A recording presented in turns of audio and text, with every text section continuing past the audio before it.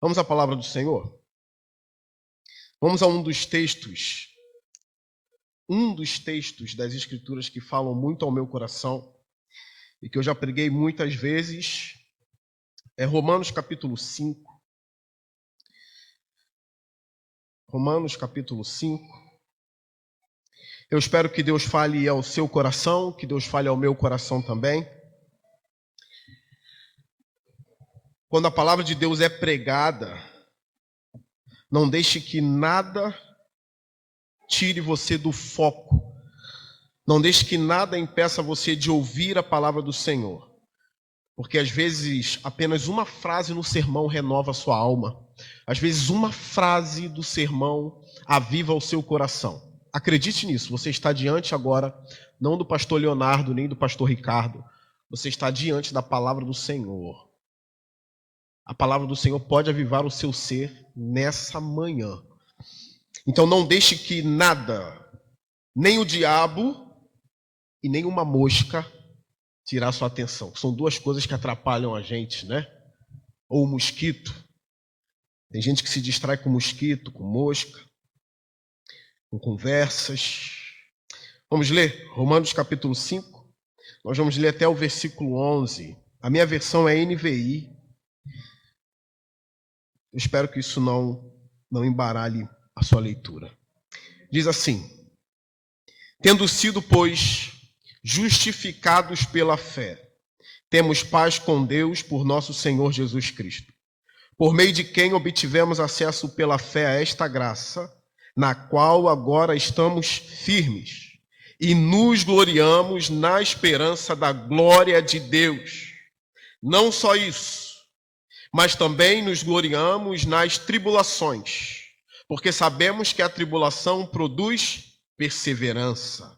A perseverança, um caráter aprovado. E o caráter aprovado, esperança. E a esperança não nos decepciona, porque Deus derramou seu amor em nossos corações por meio do Espírito Santo que Ele nos concedeu. De fato, no devido tempo, quando ainda éramos fracos, Cristo morreu pelos ímpios. Dificilmente haverá alguém que morra por um justo, embora pelo homem bom, talvez alguém tenha coragem de morrer. Mas Deus demonstra seu amor por nós. Cristo morreu em nosso favor, quando ainda éramos pecadores. Como agora fomos justificados por seu sangue, muito mais ainda, por meio dele, seremos salvos da ira de Deus. Se quando éramos inimigos de Deus, fomos reconciliados com ele mediante a morte de seu Filho, quanto mais agora, tendo sido reconciliados, seremos salvos por sua vida. Não apenas isso, mas também nos gloriamos em Deus, por meio de nosso Senhor Jesus Cristo, mediante quem recebemos agora a reconciliação. Nós precisamos trazer de volta aos púlpitos das nossas igrejas, trazer de volta na nossa mensagem evangelística também, algumas doutrinas essenciais para a nossa fé. Tanto no púlpito quanto na evangelização, a gente não pode abrir mão do evangelho e daquilo que a gente chama de sã doutrina, que eu sei que a priori é mais para a igreja do que para a evangelização. Mas essa doutrina da justificação pela fé é uma das maiores que tem. Pelo menos na opinião de Lutero. É uma grande doutrina, é um grande ensinamento para a nossa alma. Você é salvo de uma vez por todas quando crê de verdade em Cristo Jesus como Filho de Deus e como Senhor da sua vida. Se você creu de verdade em Cristo Jesus, e eu não creio que a gente começa com uma fé gigantesca. Às vezes é o início, é uma fé pequena, mas é uma fé sincera em Cristo. De um coração que se derrama, parece que você tira do peito e entrega nas mãos de Jesus e diz: agora o meu coração é seu. Se esse encontro é verdadeiro, se essa fé é verdadeira, ela é honesta, se houve de fato a regeneração, se Deus escreveu o seu nome no livro da vida, é para sempre. Eu não sei como vai ser o seu futuro. Eu não sei em quantas pedras você vai tropeçar. Você creu em Cristo de verdade? Se sim, você estará na glória com Cristo. A gente vê que Lutero fez muito esforço para a salvação. Ele chegou a dizer o seguinte, palavras de Lutero, abre aspas. Se pudesse ser verdadeiramente piedoso, satisfazer a Deus, merecer a graça. Eis os pensamentos que me lançaram no convento. Ele foi parar num convento, virou monge, porque queria merecer a graça, ser piedoso. Ele também disse o seguinte aqui. Quando ele teve o verdadeiro contato com a carta aos Romanos, quando ele descobriu, depois de muito esforço, de vigílias, orações, jejum, tudo coisa boa. Mas nada disso faz você merecer a salvação. Nada disso. Jejum é bom? É bom. Jejue. Oração é fundamental para a vida do cristão. Não ouse viver um dia sem oração. A oração é para humilde. Só o soberbo não ore. Não pense que você pode suportar um dia sequer se não orar. Eu não venho falar contra a oração. Não é isso. Lutero fazia tudo isso, mas ele fazia com uma outra motivação. Ele queria merecer a graça. Então, depois que ele descobriu que o justo, ele é salvo pela fé, ele disse o seguinte: noite e dia eu ponderei até que vi a conexão entre a justiça de Deus e a afirmação de que o justo viverá pela fé.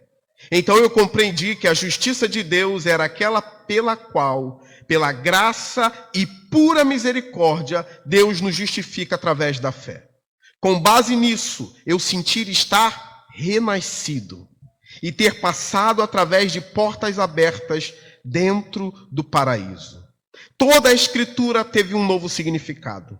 E se antes a justiça me enchia de ódio, agora ela se tornou para mim inexprimivelmente doce, em um amor maior. Essa passagem de Paulo se tornou para mim um portão para o céu. Porque ele viu que Deus não precisava das vigílias dele. Deus não precisava da piedade de Lutero para salvá-lo. Imagine se a corrida fosse essa. A quantidade de jejum, de vigília, de oração, para que a gente alcançasse a salvação. Imagine se a nossa estrada fosse essa. Imagine o que seria o pecado que você cometeu semana passada ou no dia de ontem. Você jogaria tudo por terra. Tanta vigília, tanto jejum, tanta oração numa semana para na outra tropeçar. Valeu de quê tudo isso? Agora, se os seus méritos, na verdade, são os méritos de Jesus Cristo, você se renova, você volta em oração, sabendo que o véu se rasgou e você fala com Deus em nome de outro e não no nome do seu, e não em nome do seu nome.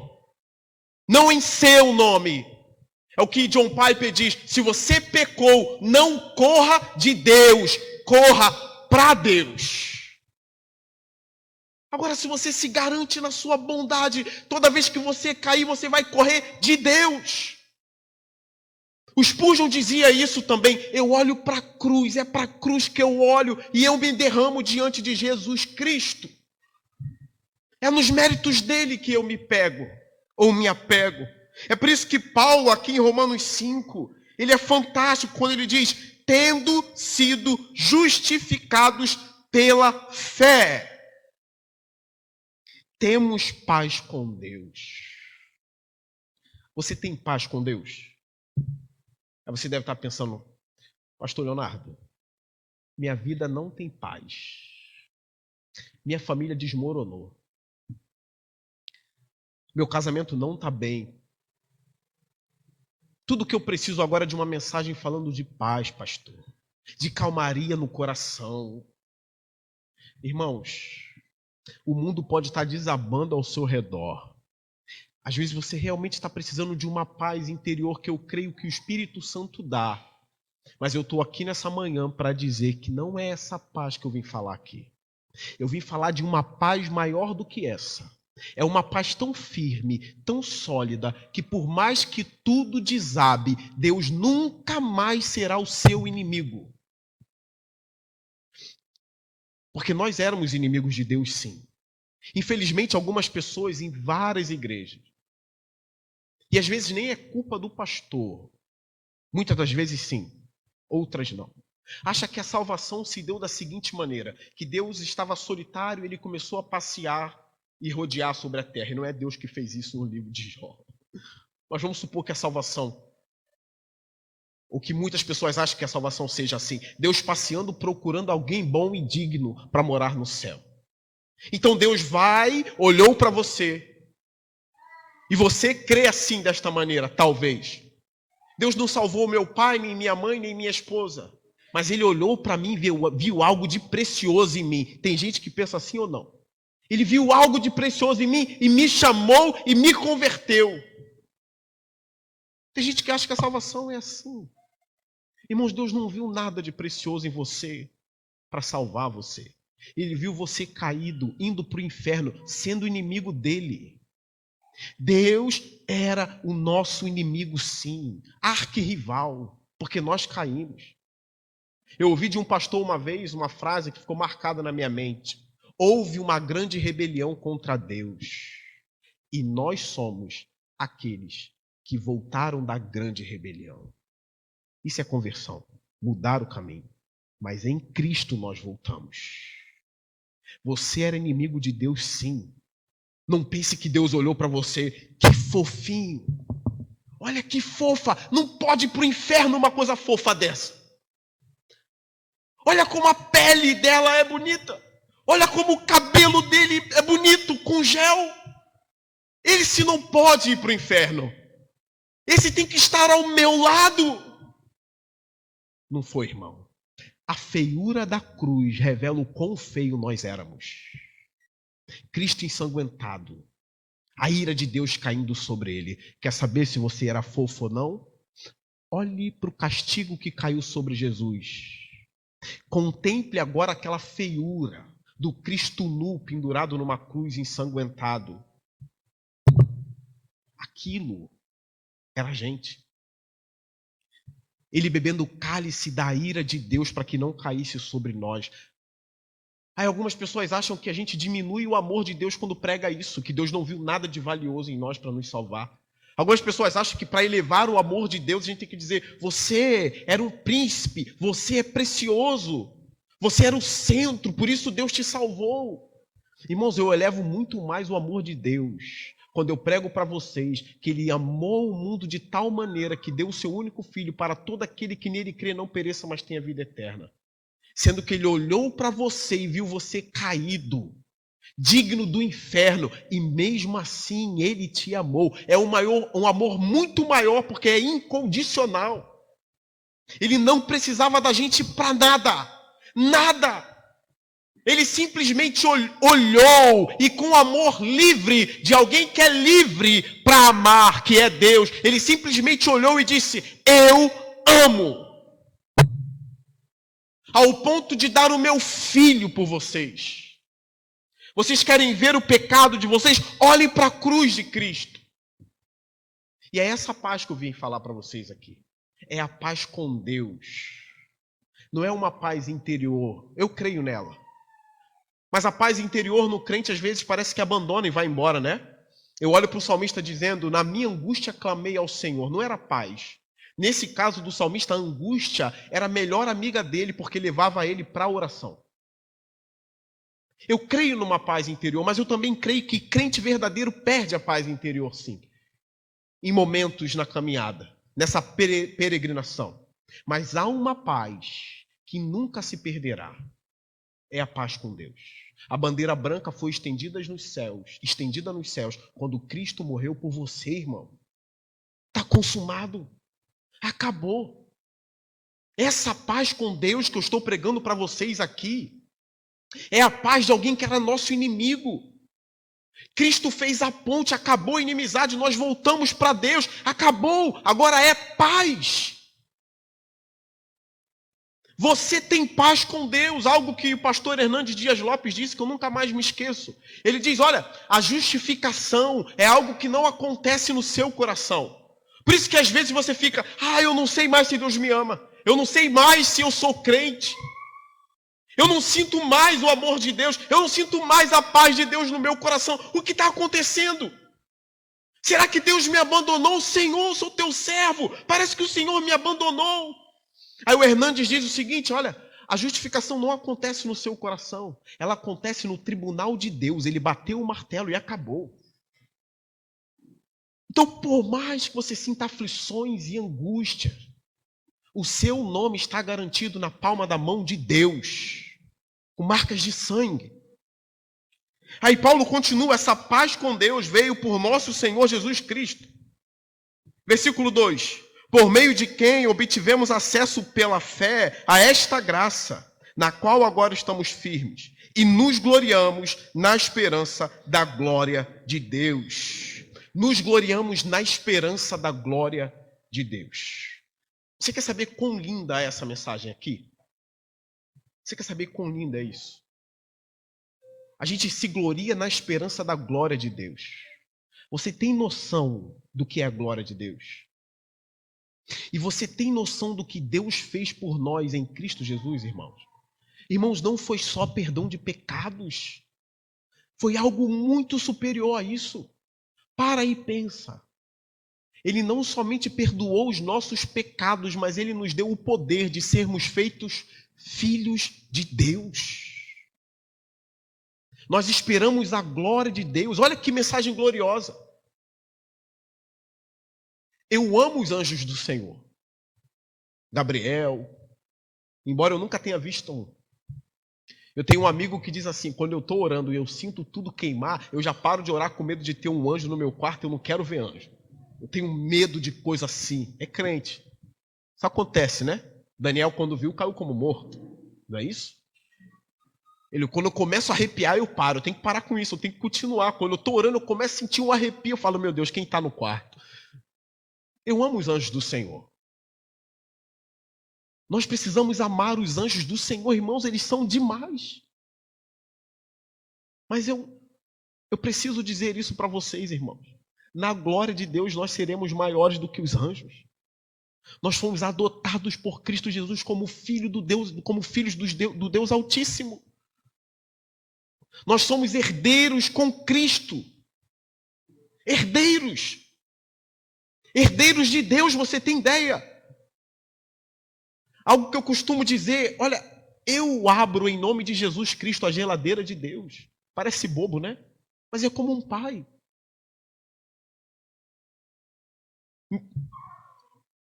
Minha família não é rica.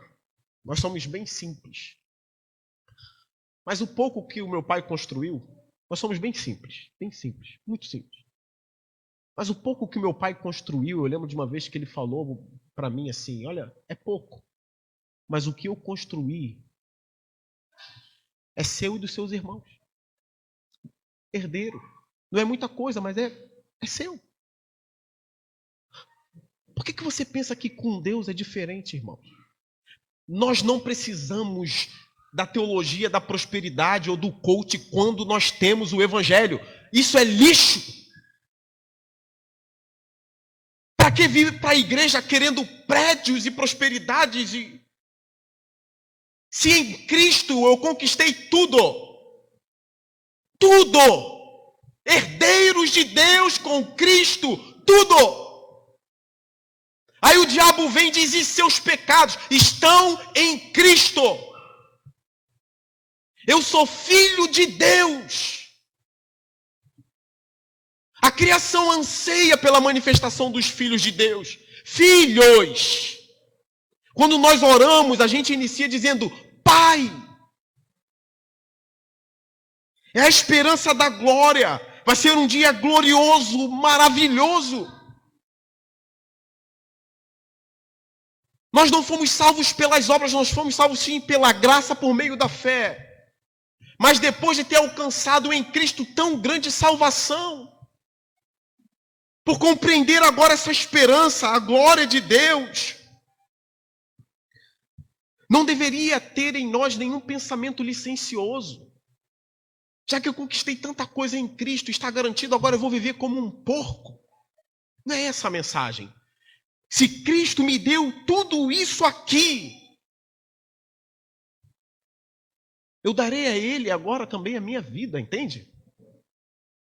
O reino de Deus foi nos dado. É a doutrina da adoção, é maravilhosa, irmãos. Não deixe o diabo, nem o presente, nem o futuro, nada tirar isso de você. É uma doutrina maravilhosa, linda, rica, esplêndida. Eu só criei e Cristo me deu tudo.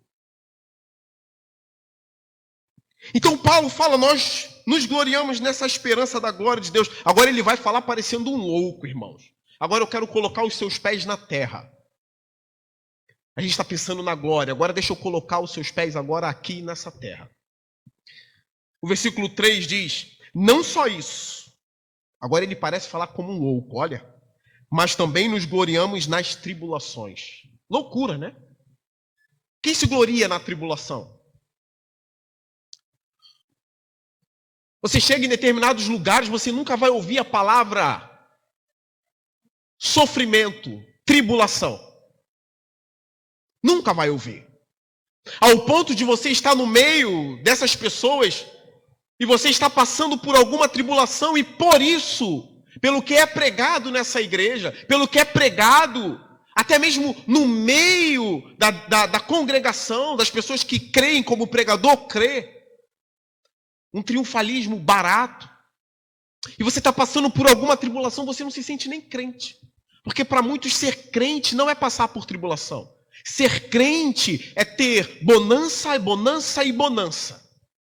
Alguns loucos chegam a pensar que se tem alguém doente na congregação é pecado, sempre. Eu vi a história de um pastor já velho, alguns até falavam meio louco, que dizia que doença era pecado, com certeza, até que alguém da família dele caiu doente e o cara não abriu mão do ensinamento falso dele. Disse, se está doente é porque pecou em alguma coisa assim. Ou está em adultério, ou está em alguma coisa. O crente não pode passar por tribulações, então, doenças, aflições, nada. Sendo que Paulo diz, nós somos daqueles que olham para a tribulação e se gloria. Agora, tem um motivo. Por que se gloriar na tribulação? A Bíblia vai respondendo aqui na pregação expositiva.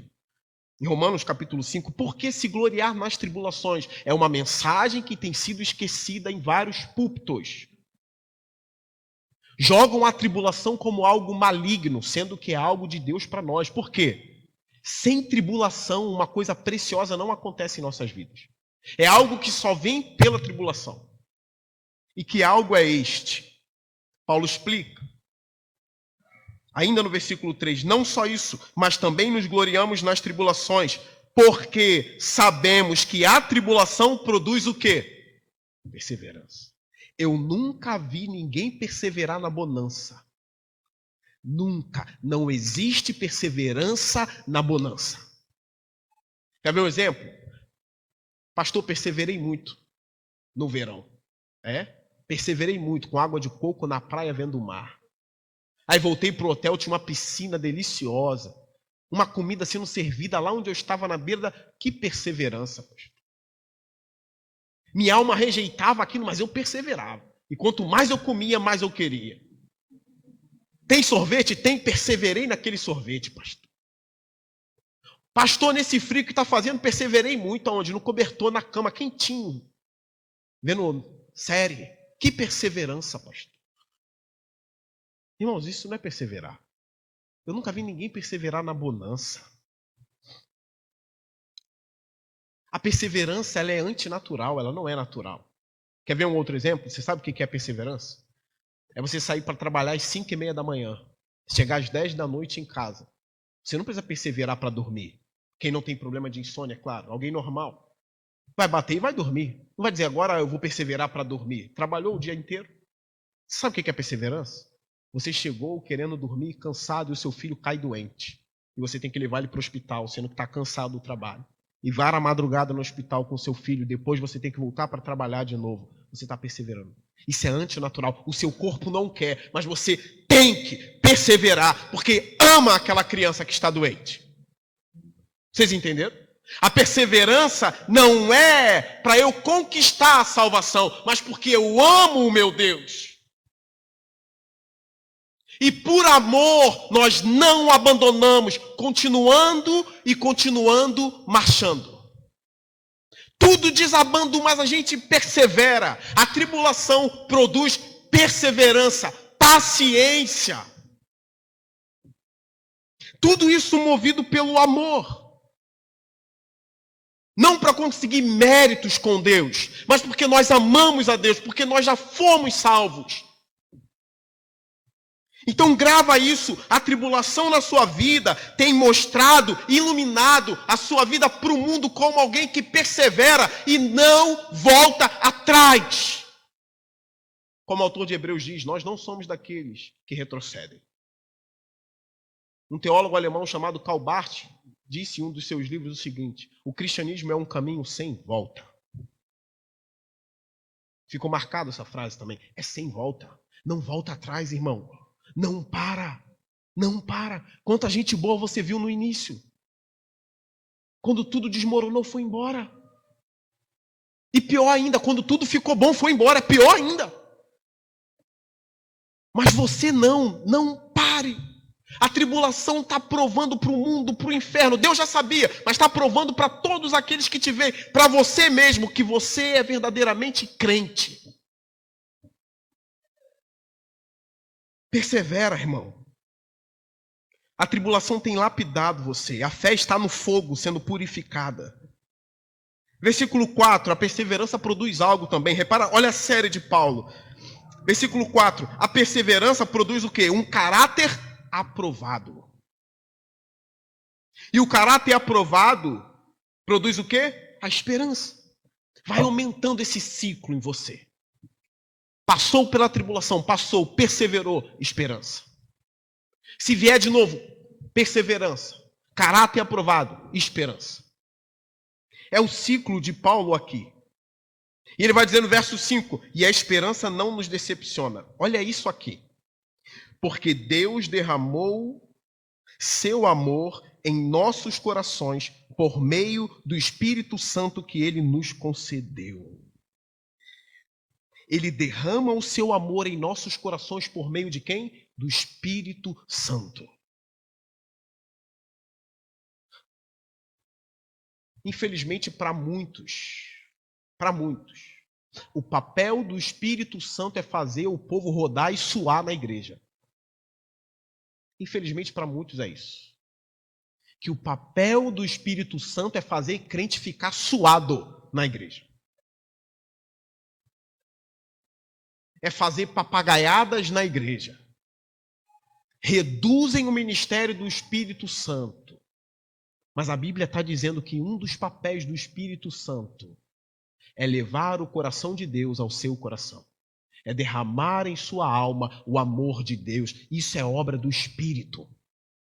Quantas vezes na tribulação você foi extremamente consolado na alma? Quem fez isso?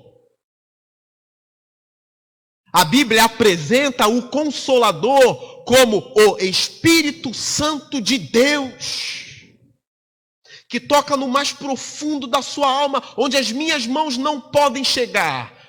Quando as mãos do pastor não alcançam o seu coração, o Espírito Santo alcança. Onde o pastor não chega, o Espírito chega. Deus derrama esse amor nos nossos corações por meio do Espírito Santo. Não permita que ninguém reduza o Espírito Santo de Deus a suor na igreja. A crente rodando igual peão na igreja, subindo na parede dizendo isso é obra do Espírito. Não ouse chegar a esse lugar e dizer assim, o Espírito não está aqui com o pastor Ricardo e com a igreja, porque eles são muito frios. Que frieza é essa? Sinta o Espírito consolar sua alma. Que frieza é essa? A palavra está sendo pregada. Eu estava uma vez num culto onde um amigo meu estava pregando a palavra, o pastor, o presidente não estava. Numa igreja pentecostal. E um colega meu, pastor, pregava a palavra, ele foi extremamente bíblico e fiel à Bíblia. E eu olhando, eu falei, que bela pregação. Aí daqui a pouco, quando acabou o culto, eu vi burburinhos entre os membros dizendo: pena que o pastor presidente não está aqui, porque é ele que aviva a igreja. O culto foi fraco hoje. Culto foi o quê? Culto foi fraco, fraquíssimo. Quando o pastor presidente está aqui, ele incendeia a igreja. Ele incendeia. A palavra foi pregada com uma fidelidade. A minha alma foi edificada aqui. Glória a Deus, o pastor presidente não estava. Aí eu pequei. Enquanto estava dizendo ainda bem que ele não estava, outros estavam dizendo foi fraco. Eles estão indo para a igreja para quê? Para suar, irmãos. Para suar. Então não ouse dizer que o Espírito não está aqui. Estude sobre o Espírito. Veja a obra do Espírito. E Paulo revela aqui no capítulo 5 uma obra do Espírito Santo que muitos crentes não sabem. Uma vez eu tive uma experiência na minha vida, eu estava orando ao Senhor no meu quarto. Eu estava pedindo algo muito difícil para Deus. Eu estava clamando a Deus e já desanimado, porque o que eu pedi era algo grande e difícil. E parece que naquele momento o diabo soprou no meu ouvido dizendo: para de orar. Deus não pode, olha o que você está pedindo, Deus não pode, não vai fazer, não pode. É algo muito grande, Deus não faz essas coisas na vida das pessoas. Você vê Deus fazendo essas coisas na vida das pessoas por aí? Irmão, eu desanimei em meio à oração. Quando eu estava pronto a levantar os meus joelhos, estava pronto a levantar, veio algo como uma flecha na minha mente dizendo o seguinte: porque Deus é poderoso para fazer infinitamente mais do que pedimos ou pensamos. Quem fez isso naquele momento? E eu voltei a orar e eu clamei: vai embora! Vai embora, diabo. A Bíblia fala que ele é poderoso para fazer Olha, se dissesse 10 vezes mais, eu já continuaria orando. Eu perguntaria: ele é poderoso para fazer o quê? 10 vezes mais do que eu peço? Eu já continuaria. Mas a Bíblia fala lá em Efésios, no capítulo 3, que ele é poderoso para fazer, olha, infinitamente mais do que pedimos ou pensamos. Eu voltei a orar. Quem fez isso? Obra do Espírito Santo. É ele trazendo à memória as coisas que a gente já aprendeu na igreja. Coisas que a gente já leu na Bíblia. É um dos papéis dele nos fazer lembrar o que Jesus disse em João para os seus apóstolos, né? Aquele que vem, o Consolador, vai fazer vocês lembrar das coisas que eu ensinei a vocês. Não reduza a obra do Espírito Santo. Não reduza. Versículo 6. De fato, no devido tempo, quando ainda éramos fracos, Cristo morreu pelos ímpios. Olha, Cristo morreu pelos fofos. Não, pelos ímpios. Ímpios. Você era ímpio. Eu era ímpio. Se eu fosse fofo, ele não precisava morrer. Era só me levar. Ah, mas ele fez isso com Elias, então Elias... Não, Elias já tinha crido. Ele já tinha sido justificado pela fé, tá? Abraão também, não foi salvo pela circuncisão, não. Leia Romanos 4. Creu Abraão em Deus e isso foi imputado a ele como justiça. Depois ele circuncidou. Primeiro é a fé. Ele foi salvo. Ele foi justificado pela fé em Deus. No devido tempo, quando ainda éramos fracos, Cristo morreu pelos ímpios. Versículo 7. Dificilmente haverá alguém que morra por um justo. Embora pelo homem bom, talvez alguém tenha coragem de morrer. Mas Deus demonstra seu amor por nós. Cristo morreu em nosso favor, quando ainda éramos pecadores. Olha, essa passagem é muito linda. Deus demonstra seu amor por nós. Eu repito aquilo que eu já disse no início. Mas, pastor, eu já sirvo a Deus há anos e parece que Ele não me ama mais. Eu não me sinto mais amado. O Senhor falou que o Espírito Santo vem trazendo o amor de Deus no meu coração, mas eu não sinto mais, pastor. Eu tenho orado ao Senhor para Ele demonstrar o seu amor por mim.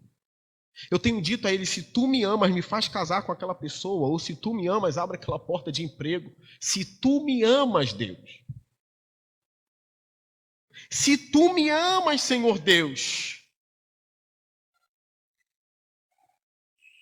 Faz aquela pessoa me perdoar. Se tu me amas, demonstra seu amor por mim, Senhor. Mas, pastor, parece que Deus não faz nada. Irmãos, vamos para a Bíblia. Eu sei que Deus também demonstra o amor dele por nós, colocando o pão diário na nossa mesa, abrindo porta de emprego. É tudo amor de Deus e graça. Mas enquanto você está questionando a Deus, dizendo: o Senhor não tem demonstrado o seu amor por mim, por quê, Senhor? Deus abre os teus olhos para a Escritura dizendo: porque eu já demonstrei. Deus demonstra o seu amor por nós. Cristo morreu em nosso favor quando ainda éramos pecadores. Irmãos, isso é maior do que uma porta de emprego, irmãos. É uma outra coisa. A gente não pode menosprezar o Espírito Santo ou reduzir ao Espírito Santo essas práticas que eu já falei. E a gente não pode reduzir o amor de Deus a uma porta aberta ou fechada. Ele já demonstrou de maneira infinita e maravilhosa o amor dele, dando o seu filho para morrer por nós, naquela cruz. Se o Espírito Santo é o coração de Deus em nossa alma, Cristo é o coração de Deus pregado na cruz. Se o Espírito Santo abrisse os seus olhos para você enxergar isso. Ele já demonstrou um grande amor por você. Essa vida vai passar, irmãos. Mas o que ele fez por você dura para toda a eternidade. Todos nós morreremos, a não ser que venha o arrebatamento da igreja.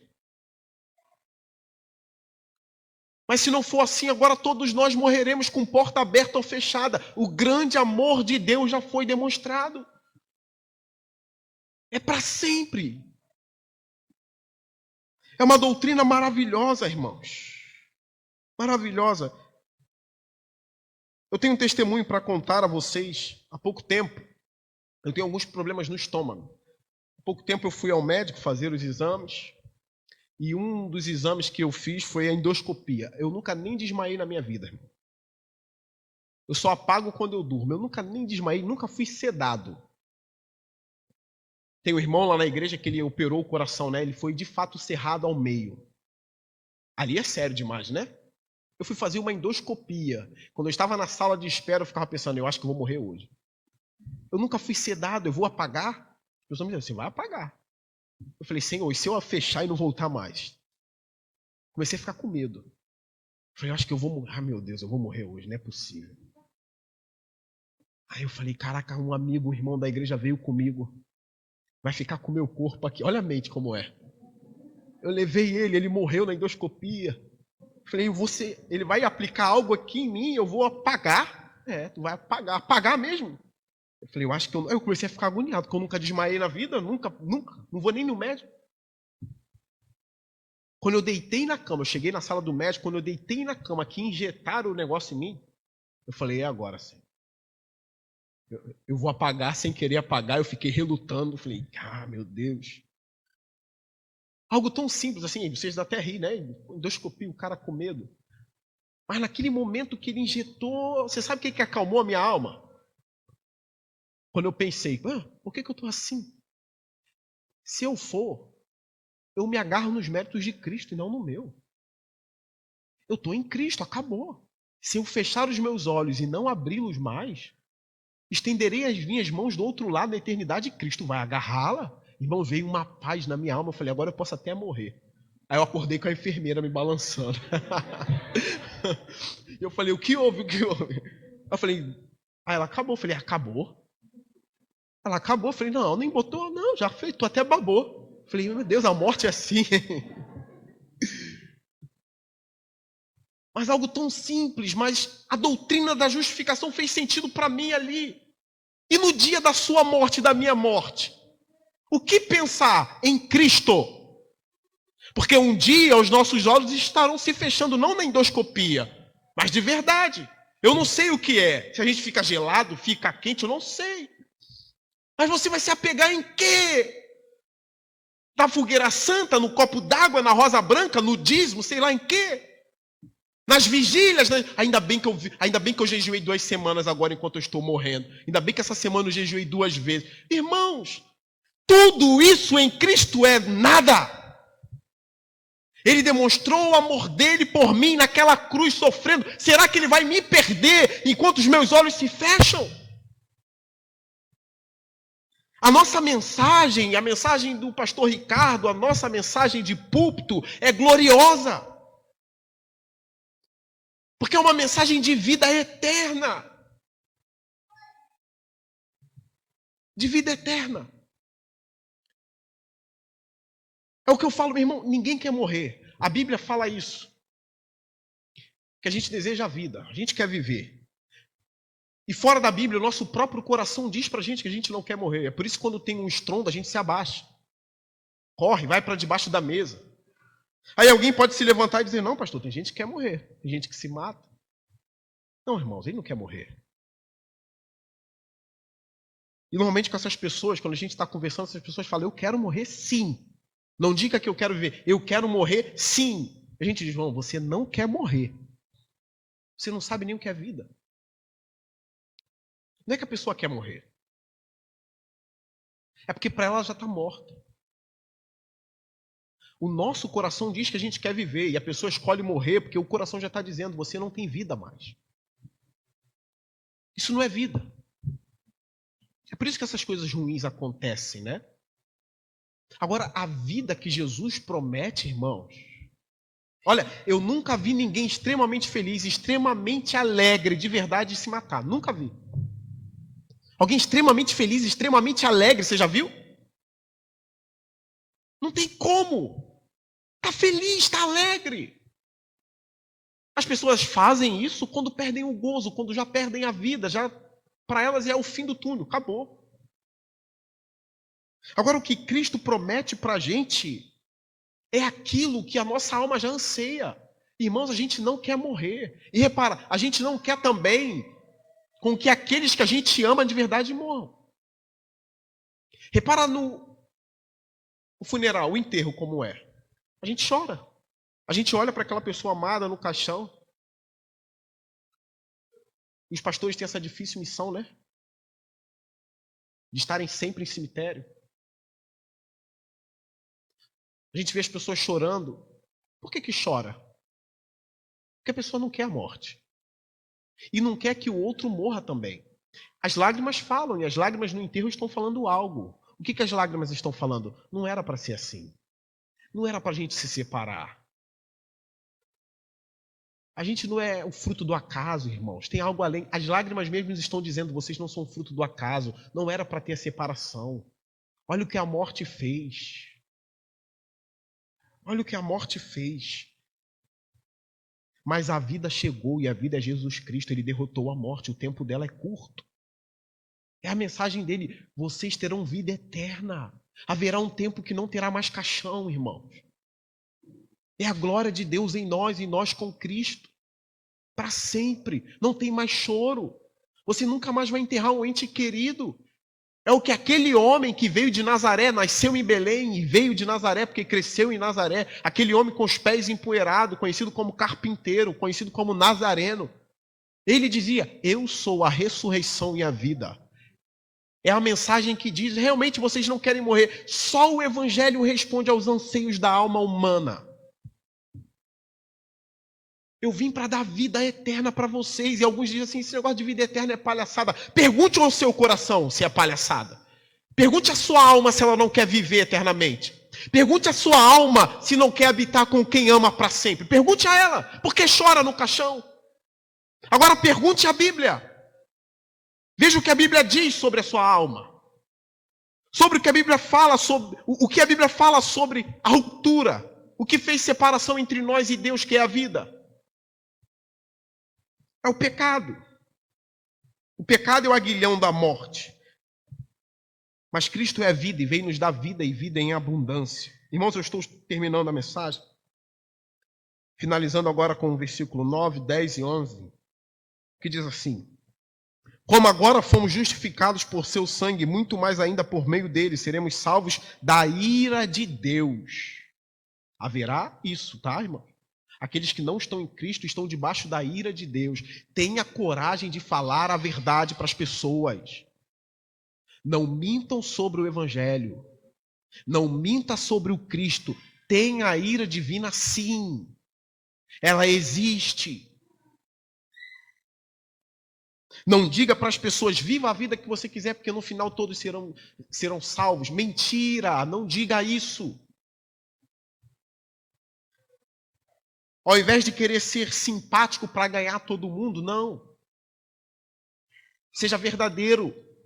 Porque se você ganha alguém pela sua simpatia, quando você for carrancudo, ele vai embora da igreja. Ganhe pelo evangelho, pela verdade. Nós fomos salvos é da ira de Deus, irmãos, que Paulo diz aqui, é da ira dele que nós fomos salvos. Versículo 10. Se quando éramos agora inimigos, está vendo o que eu disse no início? Que algumas às vezes, quando a gente está pregando, não concordam, né? Esse negócio de inimigo, mentira, Deus não tem inimigo. Deus ama o homem. A Bíblia fala inimigo. Olha, se quando éramos inimigos de Deus, fomos reconciliados com ele mediante a morte de seu filho.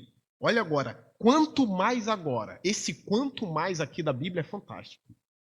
Quanto mais agora. Se quando éramos pecadores, inimigos de Deus, ele nos amou, quanto mais agora.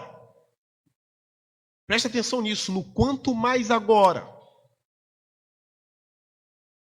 Tendo sido reconciliados, seremos salvos por sua vida. Não apenas isso, mas também nos gloriamos em Deus, por meio de nosso Senhor Jesus Cristo, mediante quem recebemos agora a reconciliação. A gente se gloria na esperança da glória no início do texto. A gente se gloria nas tribulações porque causa perseverança e esperança. A gente se gloria nas tribulações. E no final ele diz, nós nos gloriamos em Deus, por meio de Cristo Jesus. Mediante a quem recebemos agora a reconciliação. É a paz. Demos as mãos a Deus. É a paz. É o quanto mais agora. Eu estou caminhando para o final justamente nesse ponto. Crente, Deus ama você sim. Para de achar que pelas circunstâncias ruins da sua vida Deus te abandonou, porque as circunstâncias ruins são as tribulações. Elas vão produzir algo bom em você. Mantenha-se firme. Então para de dizer, Deus não me ama porque tem tribulação. Deixa a tribulação produzir a perseverança em você. E o ponto para fechar é o quanto mais agora.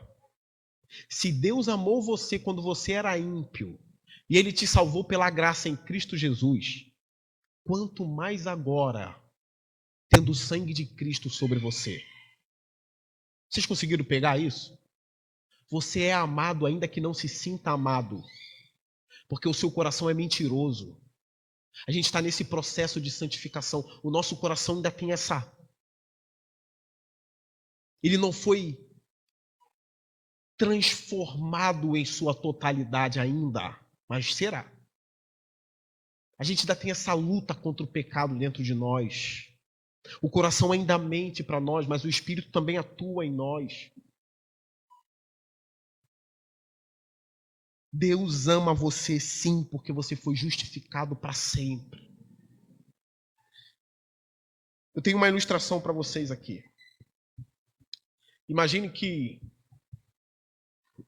tem um homem muito rico, solteiro. Um homem muito bom, rico. Tem mansões, mas é um homem bom, não é um corrupto. Mas ele não tem esposa, mas ele está totalmente satisfeito com o que tem. Mas ele está passando um dia pela rua e ele observa uma mendiga jogada no chão. O cheiro dela é tão ruim que em 3 metros dá para sentir o cheiro dela. O cabelo dela é grudento, ela não tem nem piolho, ela tem carrapato e pulga no corpo. Cheio de saco em volta. Nem os cachorros estão com ela. Os dentes podres, outros dentes já se foram, está banguela. Jogada. Cheio de chagas no corpo, e aquele homem rico e bom olha para ela. E ele simplesmente a ama. Ele tem compaixão e grande amor por ela. Ele pega essa mulher, ele manda as suas servas dar um banho nela. Ele manda os melhores médicos e dentistas tratarem dela. A melhor cabeleireira da cidade tratar dela. Tudo.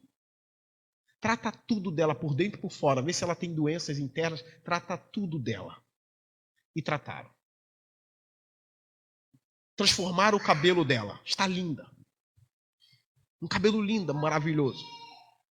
Colocaram dentes lindos nela. Fizeram a sobrancelha, deram um banho, tudo. Ela se tornou uma princesa. Pelo amor desse homem rico. Uma princesa, está linda.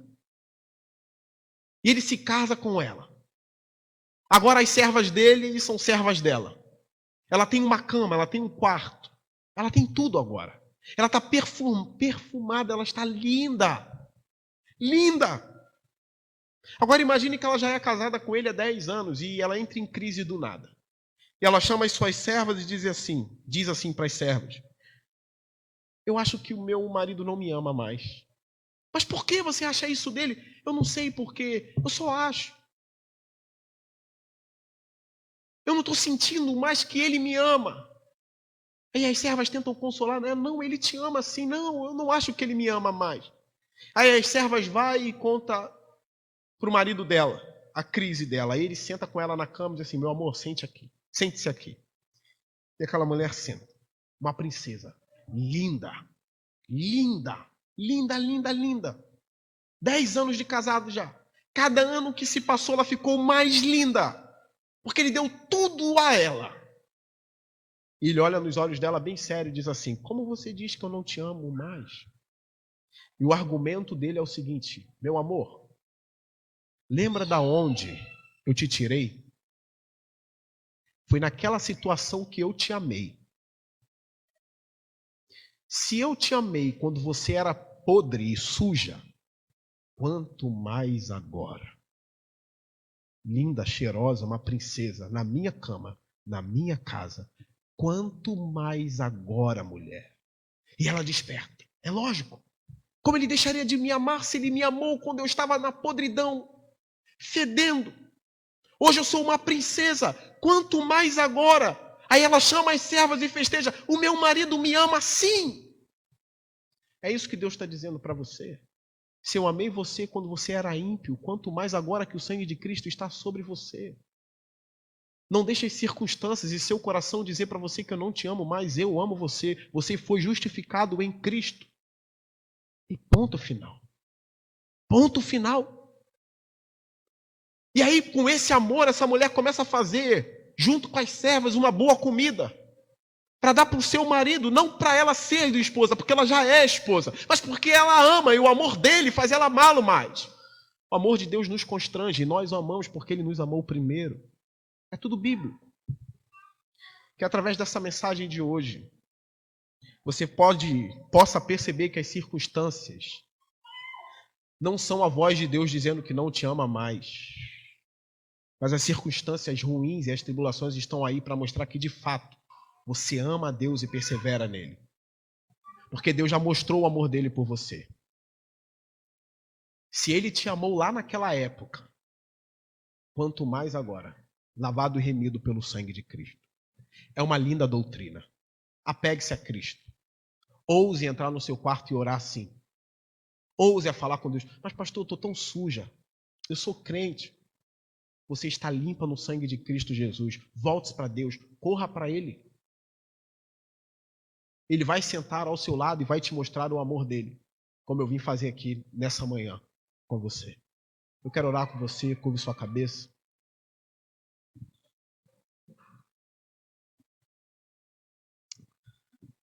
Senhor Deus e Pai,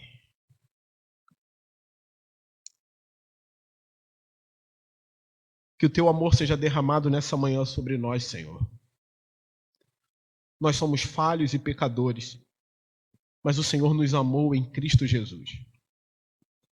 Foi um amor tão grande e imenso que nós vimos o seu Filho ensanguentado naquela cruz e bebendo o cálice da tua ira naquele momento. Ele disse: Deus meu, por que me abandonaste? Para que a gente nunca mais diga isso.